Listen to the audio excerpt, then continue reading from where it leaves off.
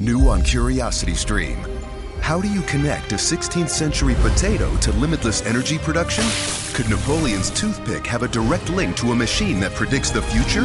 And how can a 1700s conch shell chart a course to humans connecting their brains to the internet? James Burke's visionary series Connections returns for a new generation.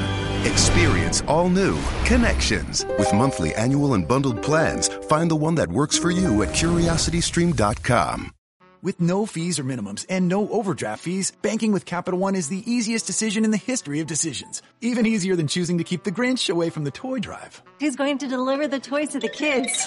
What about me, the Grinch? No. Yep, even easier than that. You steal the presents one time. With no fees or minimums and no overdraft fees, is it even a decision? That's banking reimagined. What's in your wallet? Terms apply. Capital One NA, member FDIC. Copyright Dr. Seuss Enterprises. Copyright Turner Entertainment Company. Welcome to Pretty Lies and Alibis. Let's seek the truth and travel the long road to justice together. What you know, Alibiers? I'm Gigi. Welcome to another episode of Pretty Lies and Alibis. A little late tonight because my kids had registration for their high school classes. My daughter is starting her junior year. And then next year, I'm just going to be a mess the whole year, y'all, because she wants to go to college in Ireland. Ireland. Crazy. They grow up so fast. It is insane. Real quick, want to give a big thank you to Danella, Lauren, and Sybil for the donations. I really do appreciate that a lot. And so as we go through this series, I know we did the text series where Fruit Loop and I went back and forth reading these texts, but sometimes I may stick some of these in if they are relevant to what we're talking about or give a little more context to where we're at. So, but no, I'm not going to throw them all in. So, you know, Fruit Loop did her what you know facts. Well, I learned a really interesting song fact today. So I grew up on Dolly Parton, like love Dolly Parton. And 9 to 5 was one of the movies that I watched a lot as a kid. And so I didn't know this, but when she was writing 9 to 5, she wrote that song in between scenes filming the movie. And she used her acrylic nails to, you know, at the beginning of the song, if you're familiar, it sounds like a typewriter. It's not. It's her nails. So she would use her nails to get the beat down for the song. And in fact, her acrylic nails have a credit on that album. Really cool stuff. Maybe I should do like weird song facts or something because, you know, like that I'm a music freak. Got my Stevie shirt on. I'm superstitious, so I'm hoping we get good seats somewhere in a Stevie shirt every day till they go on sale Friday. All right. So if you guys remember a couple of episodes ago, we talked about the changes that Melanie's dad started noticing in the springtime with her. She would talk about light and dark spirits, referred to people as like warriors, and talked about the second coming. So when Steve would try to question Melanice about what she was saying, she would say, I've got my revelation, you get your own. Well, he told investigators during one of their interviews that his wife, Christine, would travel once a year to Melanice and Brandon's house to kind of help them out. They have 4 kids. It's, you know, it can get crazy. But the last trip had a really big difference. And Steve said his wife told him the house was just really filthy and unkept, and there were holes in the wall. Christine had never seen the house like this and essentially spent the entire trip trying to clean up. And everyone was constantly on electronic devices. Melanice was constantly on her phone and then just would randomly get up and say she was leaving for a couple of hours to go to the temple. And his wife said that happened every day while she was visiting. So you start to see that big change in her around springtime, according to her dad. So on May 1st, Charles emails someone that Lori didn't want a divorce, but wanted to live under the same roof and not be his wife. He says she doesn't want to be with me anymore. And I'm not sure I can do that. So she just wanted that money to keep coming in, but not actually have to be his wife. Sorry, y'all. My hair is like going right into my eyeball. So Lori and Zulema text on May 2nd, and Zulema asks if everything is okay with Lori and her family. And Lori said she just finished clearing the whole world, y'all. She cleared the whole world that day. She said, it's a big deal. You were there every day, part of me. And Zulema tells Lori that she has a feeling that something may happen to one of her family members. So, of course, Lori's intrigued and says to call her. On May 3rd, Zulema texts Chad and says that someone in Lori's family is going to die. So May 4th was Tammy Daybell's 49th birthday and unfortunately her last. And we really haven't discussed a lot about who Tammy was as a person. And unfortunately, I got pretty much all of this from her obituary. I've heard some friends of hers speak out about her. Just really sounds like such a nice, loving lady. But, you know, we know the sad ending, but we don't really know about her kind of beginnings and middle. So I wanted to take a moment to just talk about Tammy. And it says that she enjoyed growing up in South Pasadena and Anaheim in Southern California with her Cooper cousins and living close to Disneyland. She and all her siblings were charter members of the mentally gifted students at, I think it's Cerritos Elementary School, which enabled Tammy to develop creative thinking skills that she used throughout the rest of her life. It says she loved putting on family shows that she produced and directed, getting family members to join in, and she had a happy childhood with many memories, including trips to the beach, camping at Elfin Forest and Calico Ghost Town. When Tammy was 13, she moved with her family to Springville, Utah. She was an excellent student. She played the drums and the clarinet in the Springville High School band and was the yearbook editor her senior year. There's a picture of her doing the editing of the yearbook I should put out there. But most of all, she was known for her friendly smile and kindness to everyone. Tammy shared a love of books and reading with her family and created her own library, lending books to her siblings with actual library cards and fines when they weren't returned on time. She loved classical musical movies and learned the songs and words, and then she and her siblings would reenact them. And I'm just going to say, while that guy continued his schooling, Tammy supported the family by working as the secretary for Springville Parks Department. As part of her job, she typed thousands of handwritten burial records into a computer database. Doing that helped spark her interest in family history, which later became her favorite hobby. And throughout her life, she submitted more than 100,000 names for temple ordinance work. She even managed to teach her computer-challenged mother to learn and join in the gathering of family history, which her family said was a miracle. After that guy graduated and took a job in Ogden, Utah, Tammy became a full-time homemaker and mother as their family began to grow. She loved her children deeply and encouraged them in countless ways, and she often took the children to public libraries and helped them develop a passion for reading.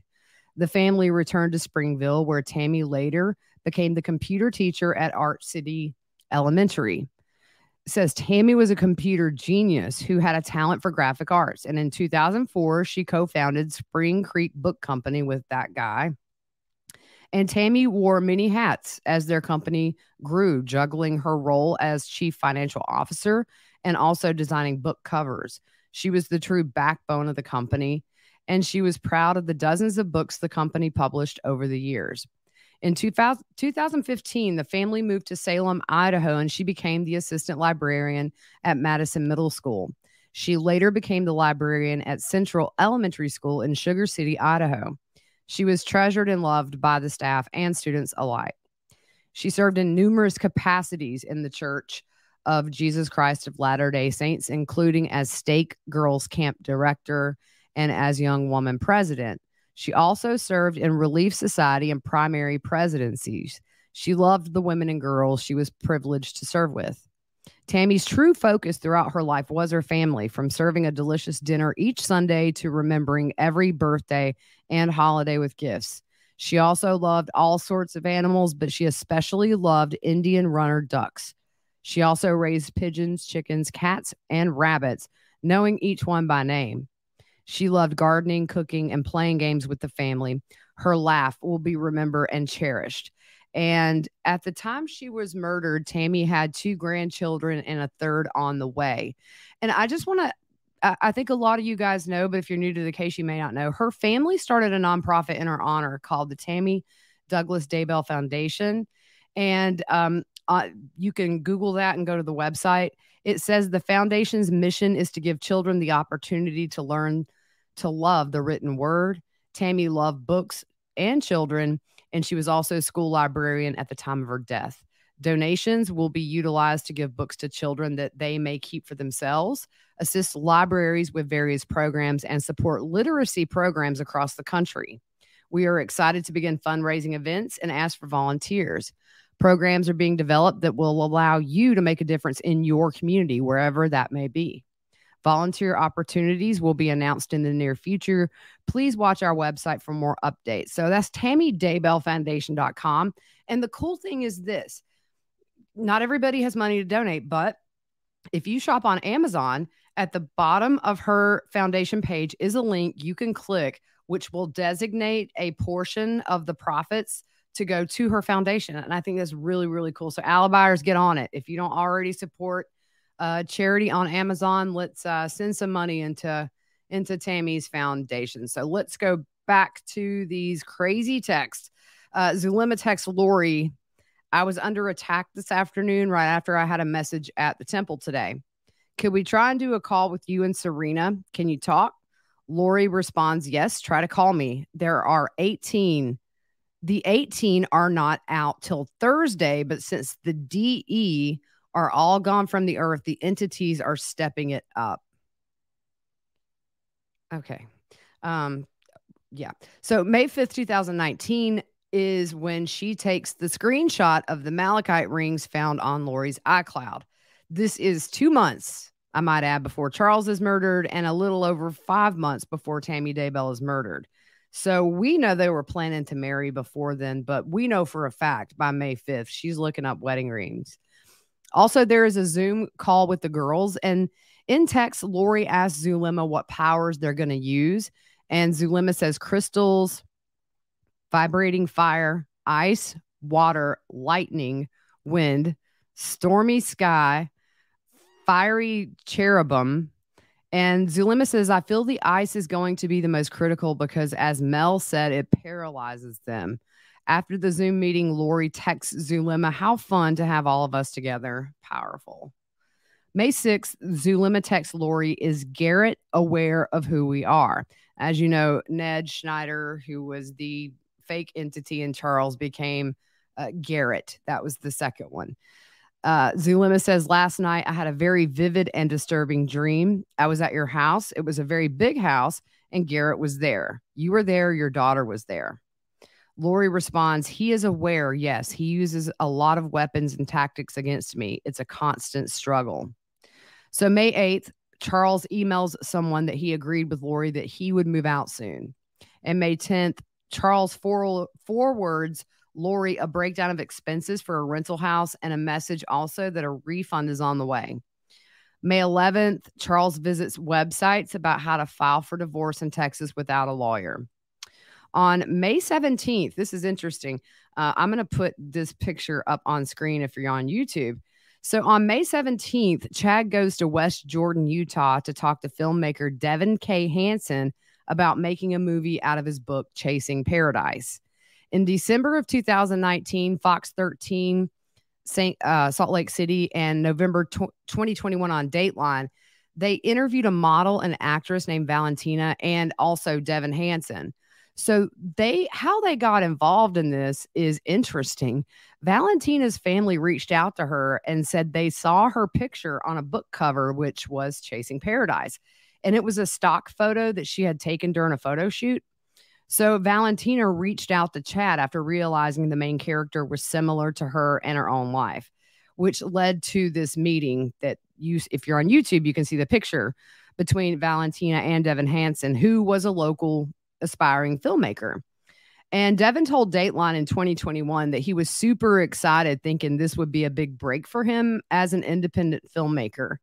And at the meeting, Valentina said Chad talked about the afterlife, and they bounced things off of each other. And also Tammy got involved as well. They bounced things kind of between Chad and Tammy and Devin and Valentina. Devin sent Chad scripts to look at, then all communication stopped. The last communication, Monday, September 23rd, the day we believe JJ was murdered, or we know JJ was murdered. And so the response that Chad gave to Devin was, "Thanks so much." They later saw on Facebook about Tammy's death and sent messages to Chad expressing their support. Valentina told Dateline he responded to her and said thank you, and that correspondence seemed very normal. And at the time of the interview with Fox 13 Salt Lake City, this was in December of 2019, they had tried to call Chad a few days earlier but got no response. Valentina said it was just all crazy and unexpected. And Devin said he was in shock and the movie idea clearly was canceled. But I just thought that was interesting that, that was going to happen.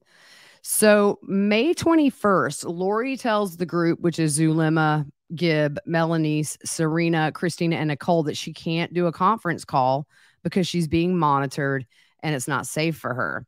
So I think this maybe was a casting out session. And Gibb told investigators that Zoom call did happen, and they had 2 or 3 more. And everyone, as we know, had their own roles in these casting out using the elements and things like that. So May 25th, JJ turns 7. And unfortunately, that is that sweet boy's last birthday. But I wanted to talk a little bit about some of his teachers at his school. As you guys know, me and Fruit Loop both worked on a high school level with kids that have autism. So we totally get what his teachers were saying. They had gathered to honor JJ after, I believe, they were found. And they talked to Arizona Central, which is a website you can go to. They shared memories of JJ's smile, his joy, and his dance moves. One teacher said, "I remember him just being so excited to come here to school, running down the hall. He could not wait for class, to meet teachers, play along with friends. JJ loved it here. He loved being around his peers. The classroom was his home."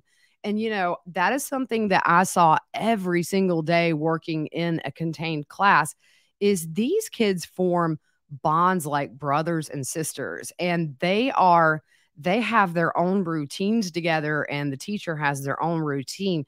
And it is like a little home where they feel comfortable and safe. And it was always so amazing to see the friendships just so solid. The teachers also said that I thought this was precious, that JJ brought a whole suitcase full of stuff from his home on his first day. Another teacher said that JJ was one of those friends that he was going to do great things. We work with so many different types of children. JJ was just one of those that you knew could possibly go back to a mainstream classroom, that would play sports or go to dances, graduate, maybe get married, and then that was taken.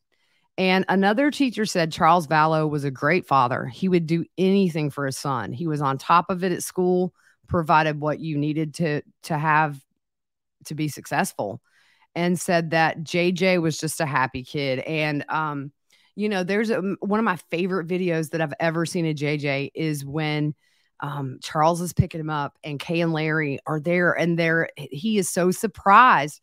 The little giggle in his voice, it's just, man, what a beautiful little moment captured that just shows pure joy in this kid's heart.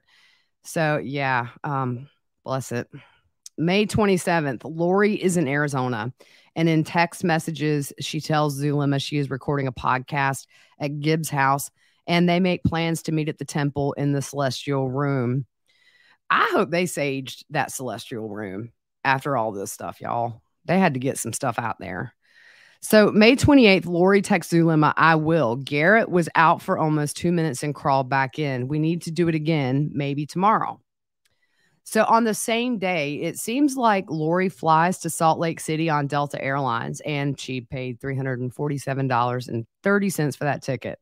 Now, I got really confused here, guys, and I think maybe it's just like so much of looking at documents, and it just got overwhelming. But for 2 hours, I tried to figure this out.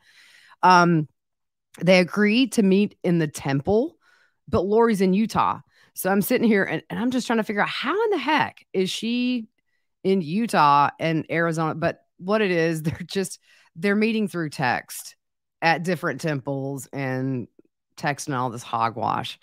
So on May 29th at 10:06 a.m., Zulema texts Lori, I will go in spirit when the bombs go off, and I'll be there to see JJ's spirit go to the presence of the Lord. Then I and the angels will protect the bodies and not allow for them to be possessed by evil. How do these people sleep at night? Like now, how do you sleep at night? I just don't get it, y'all. 10:32 a.m., Lori texts Zulema, perfect. I found out there are 4. One is a level 4 entity. His name is Hiplos. The H is silent. There are 3 other level 3s. Let's do this. So at 3:36 p.m., Zulema texts Lori, I encapsulated them with the invisible hidden capsules that will close and capture them as soon as the bomb goes off and they leave the body. I also created a safe path guarded by warrior angels for Jonas to come and bind them and take them away as soon as they exit the body. I have a good feeling of this. I saw myself protecting the bodies. And of course, Lori tells Zulema that she is a goddess.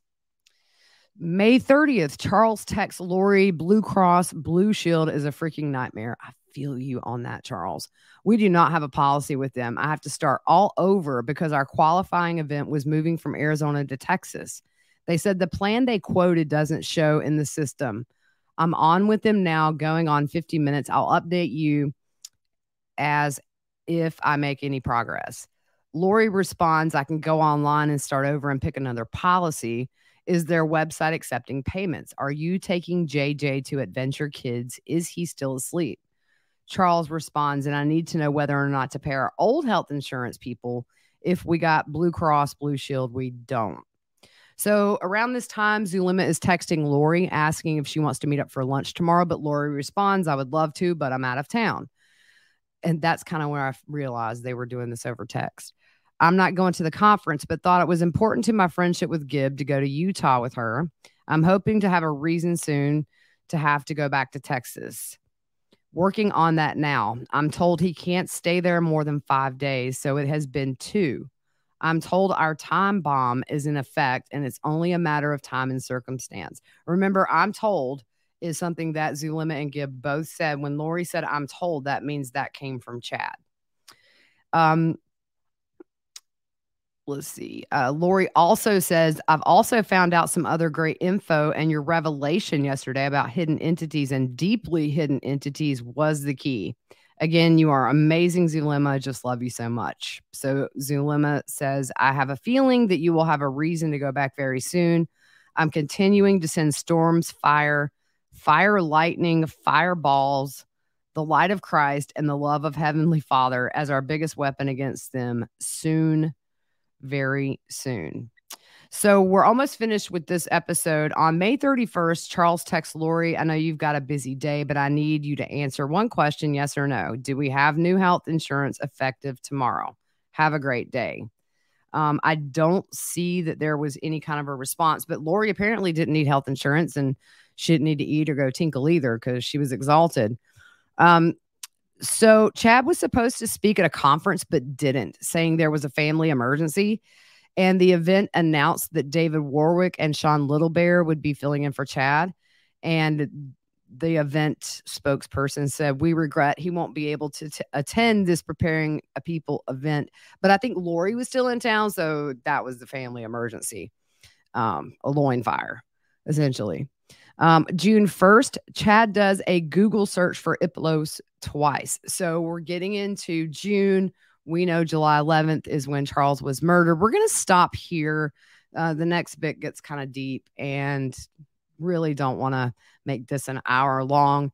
But anyways, really appreciate you guys listening in. And I'm keeping an eye on the other cases we cover. It's just really quiet right now. We do have coming up in a few weeks the Wagner trial out in Ohio, Pike County massacre. I am very interested in that trial. And anyway, so thank you guys. Welcome to all of our new listeners. We have a lot of new listeners. And just want to make sure you guys know I'm on social media. I'm very active. Reach out. You can send an inbox. You can email me, gg@prettyliesandalibis.net. So anyways, I hope you guys have a really good evening. I'm going to go watch a movie with my kiddos. We will see you soon.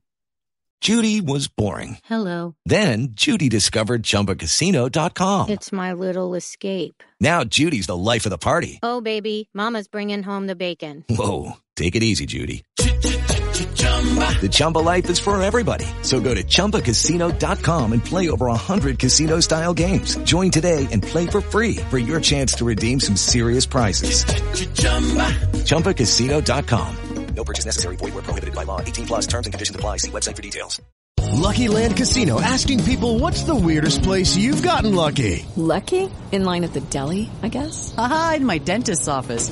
More than once, actually. Do I have to say? Yes, you do. In the car before my kids' PTA meeting. Really? Yes. Excuse me, what's the weirdest place you've gotten lucky? I never win and tell. Well, there you have it. You can get lucky anywhere, playing at LuckyLandSlots.com. Play for free right now. Are you feeling lucky? No purchase necessary. Void where prohibited by law. 18 plus. Terms and conditions apply. See website for details.